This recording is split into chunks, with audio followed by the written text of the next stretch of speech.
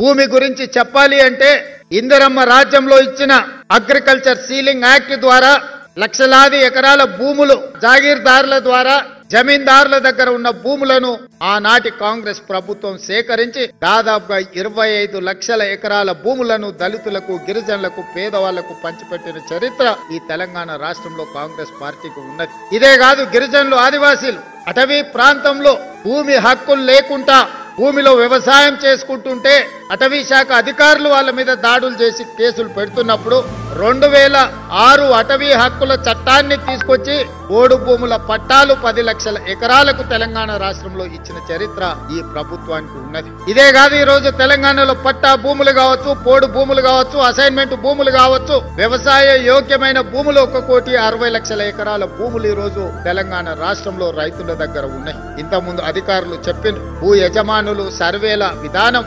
1873లో తీసుకొచ్చిన చట్టం. దాదాపుగా 140 సంవత్సరాల పైగా ఈ చట్టం అమల్లో ఉంది. అయినా ఈ భూముల యొక్క సమస్యల పరిష్కారం కాలే, ఇంకా కొనసాగుతూనే ఉన్నాయి. ఈనాడు తెలంగాణ రాష్ట్ర ప్రభుత్వం భూ సమస్యలకు శాశ్వత పరిష్కారం చూపించాలి.